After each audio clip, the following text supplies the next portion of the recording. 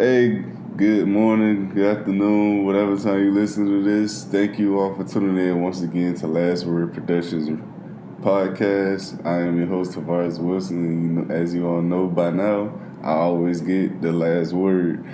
And today's going to be a shorter show than what I usually like to do because, as you all know, there's not many things going on in the sports world. Currently, it's just really repetitive story after repeat.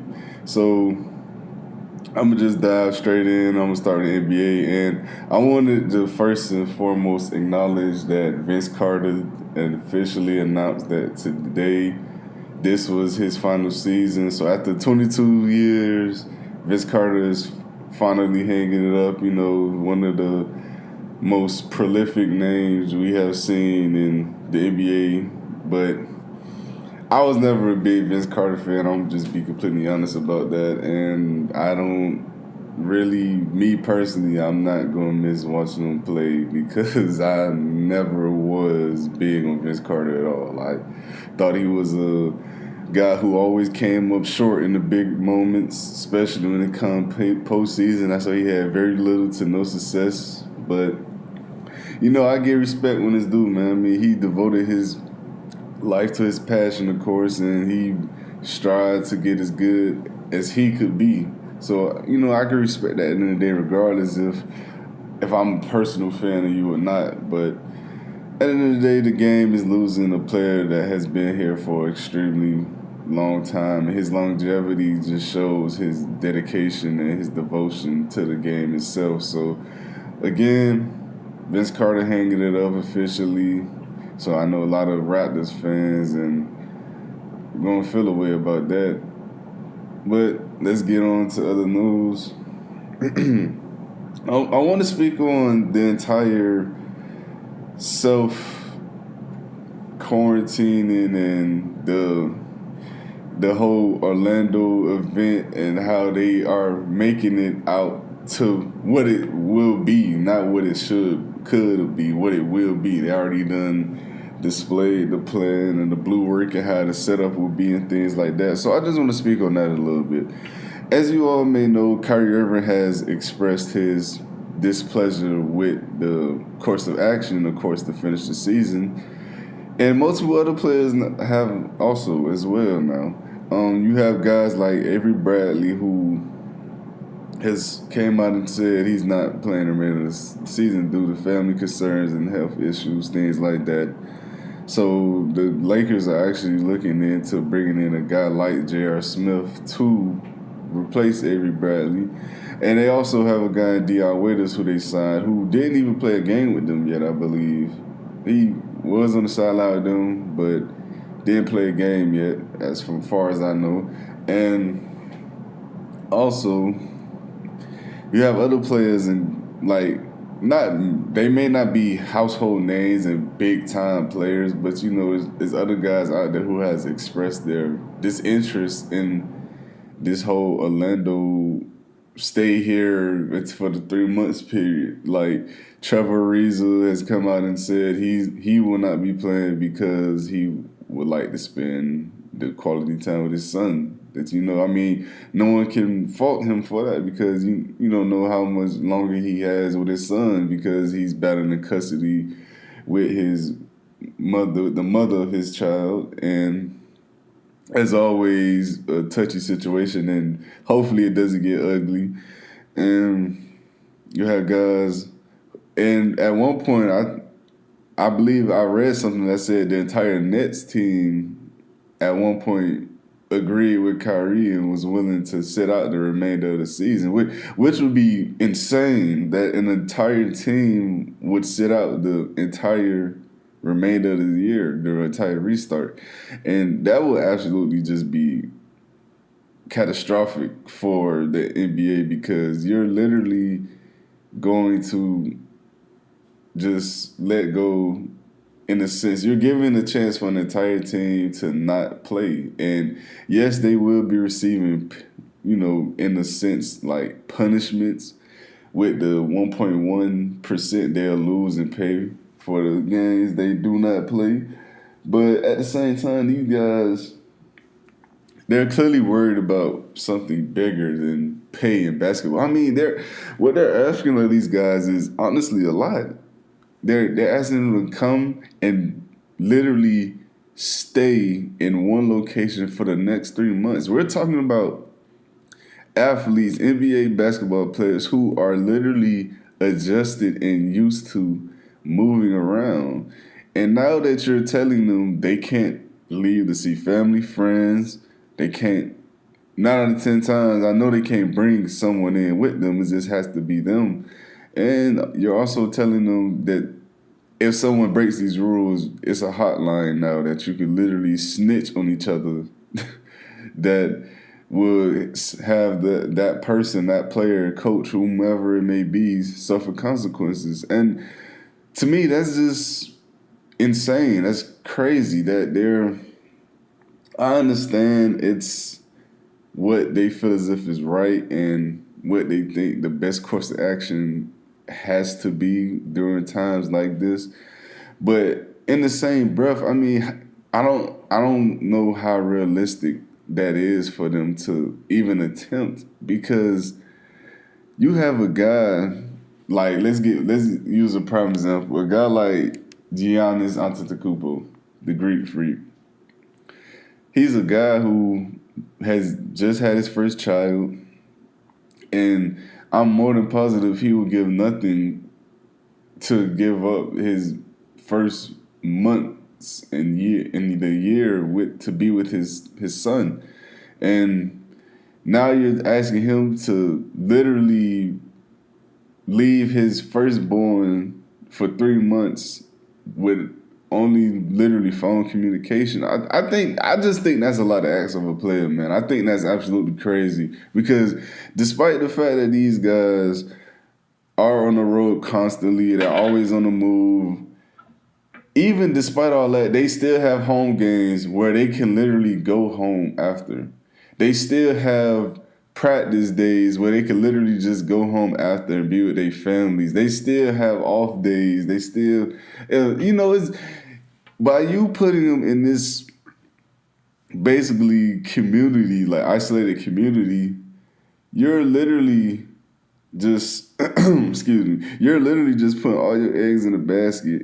And this is actually it could become a dangerous situation for them as well because you're putting all these people down in South Florida with all this money, and it's dudes out there who, me being from there, I know it's dudes out there who will try to take advantage of that or capitalize on an opportunity that they see is there.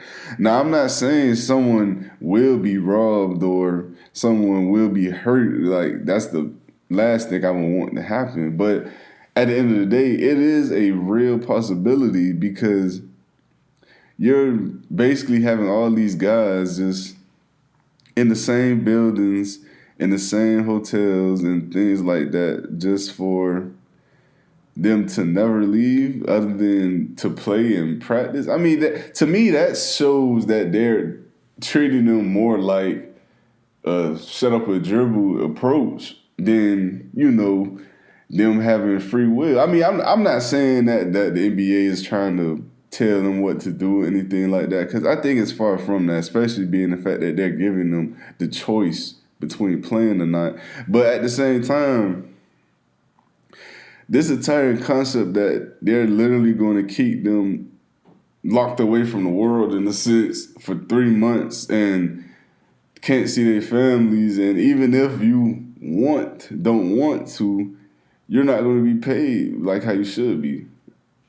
I mean, this whole situation is tough to judge because ever since COVID-19 has happened, this pandemic we are still currently living through has occurred. It's just tough to judge, man. I mean, it's hard to tell who's right and who's wrong. I mean, I can't fault a player for not wanting to leave their families at all for whatever reason. I mean, it could even simply just be because they don't want to leave their family for that long. I mean, you never know what could happen. Like, God forbid something terrible was to occur when you were in this, isolated excuse me, isolated area and his location, and you couldn't even leave to assist your loved ones or even give little to support. I mean, that's just it's mind-boggling to me, and I don't see how the NBA can truly enforce that and have majority of the players on board with it. I mean, outside of Kyrie Irving, there aren't too many big name players who are threatening and have said they will sit out. I did read something about Kawhi Leonard saying his discomfort with everything and he might possibly sit out. I don't know how 100% true that is, though. I think that was probably just a random article that I had seen on social media just scrolling.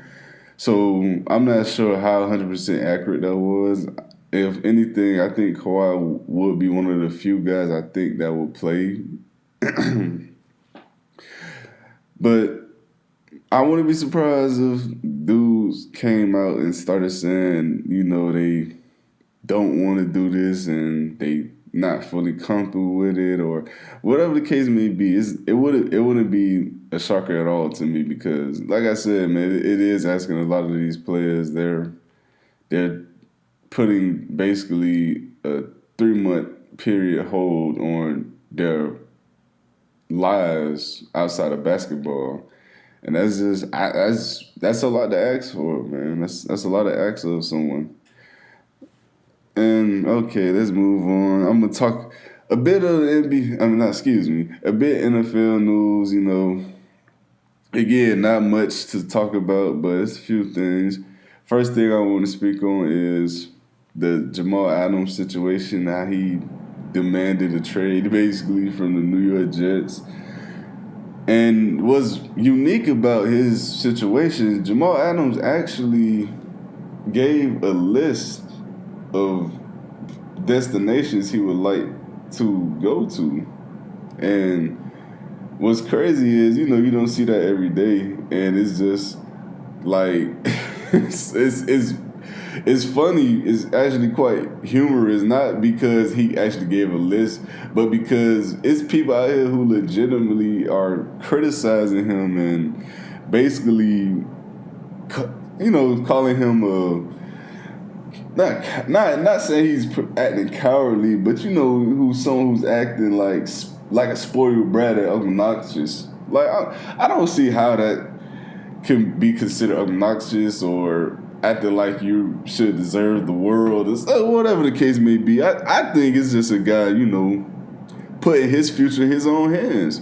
And I don't think a lot of analysts, a lot of broadcasters, coaches, whomever, don't like when players seem to have control of their own destinies. I mean, the teams he listed are all winning teams, yes. Teams like the Texans, the Dallas Cowboys, the Seattle Seahawks, 49ers. These are all successful teams. Ravens. These are all good football teams. And no one. Let's just be honest, man. Nobody wants to play for a terrible team. No one wants to consistently and constantly be in a rebuild mode and it's always next year type of mood. No one always wants to be in that. You actually want to compete for something. Everyone isn't just about the dollar signs. I mean, sure, would he like to be paid? Of course, he would love to be paid handsomely. He let that be known. He even said in one of his posts that if he was getting paid $40 million a year, you wouldn't hear a word from him because the money is there. He can't complain. He's doing extremely a lot better than most other people. So yeah, it's not much he could complain about at that point. But he's not getting that $40 million, and if you're not going to get paid like that, why keep dealing with a terrible organization and a terrible team? Now, the New York Jets had a great draft. I think they did extremely well drafting guys like Mims and Becton, who were two guys that I was extremely high on coming out of college. But their coach is still Adam Gase. I haven't been a believer in Adam Gase for a long time, and this is coming from a Dolphins fan. Ever since he had brought in a guy like Jay Cutler to be our starter instead of entrusting a guy like Matt Moore, who has proven to be capable, I couldn't believe in him anymore. I mean, he had that one season where we made the playoffs. Granted, we did have multiple injuries on the team, and it's only fair that I give him the benefit of the doubt, because when you have 11 hurt starters, I mean, any team with 11 hurt starters is going to lose a playoff game. I mean, that's a no-brainer. I mean, you missing your 2 starting linebackers, safeties, quarterback, missing the starting lineman. I mean, on both sides of the ball, you're going to lose. You're not going to win. You're just not. But at the same time, it was always rumors and always speculations going around by Adam Gase, especially in regards to the offense itself, with dudes who were there at the time, with Jarvis Landry and other guys who expressed their discomfort with the offense. Jay Ajayi is too as well. That's why he was traded to the Eagles when he was, because they said he didn't like the playbook. He didn't want to learn it. I mean, at some point you got to be the coach and be like, look, if you don't want to do it, another guy will. But when multiple players start coming out and saying the playbook is this and we should try this and we could add this in, and you're not even listening and considering their options and weighing all of weighing all of their concerns, that just says a lot about your coaching. I mean, you're not trying to necessarily be a coach for the players. You're trying to just be a coach to coach. I mean, that's more like trying to be a dictatorship of anything. And no, I did not agree with that at all. So maybe the same similar issues are occurring in New York right now, because, like I said, New York isn't a successful team right now currently. I mean, they have talent across the board, but you have a guy, Le'Veon Bell. I don't know, I was about to call him Lev Bell, but you have a guy, Le'Veon Bell, who had by far the worst season of his career. I mean, the man only rushed for I believe it was 245 yards. That is absolutely awful. That is terrible, especially for a back of his caliber. But he did have a pretty solid finish in the passing game. I think he had 67 catches and 466 yards. I mean, that's good for a running back, especially. But he just could not get it going on the ground. I mean, I don't even think he had a 100-yard game last season. He probably only had one game over 80. I mean, it was just catastrophic. It was awful. It was just terrible. And do I think that's because Le'Veon Bell is overrated or something? No, of course not. I think Le'Veon Bell is easily still a top 3 talent running back in this league, easily. But the situation around him is not good. It's not. I mean, Sam Darnold was hurt the majority of the season. Well, he wasn't hurt. He was sick. He had mono. He was sick. And guys was stacking the box because they knew Le'Veon Bell was going to get the ball 9 or 10 times. I mean, who do the Jets have at quarterback? I mean, guys you don't even know. So, of course, they're not going to trust the passing game. And then at receiver, outside of Robbie Anderson and Jamison Crowder, who to an extent is a threat. I mean, who else did you have? I mean, they had Demaryius Thomas at one point. T.J. Hawkinson at tight end. Yeah, I think he's a good young guy who's going to develop into probably it's going to be between him and Mike Gesicki, honestly. Who's one of those two guys will develop into the best tight end in the division. But he's not that right now. And I think Mike Gesicki has the edge over him, especially how he finished off last season. But at the end of the day, it's a lot of talent on the Jets team, man. It's a talented team. It's just the coaching might not be there. I mean, the front lines might not be there as well on both sides of the ball. Ever since they lost a guy like Muhammad Wilkinson, Sheldon Richardson, and now Leonard Williams, who they're a year off after drafting. I mean, the D line hasn't looked the same. It just hasn't. They still have some young guys there in play that can possibly, be home wreckers and make the team better, but you're asking them to replace a lot of production, man, over the years.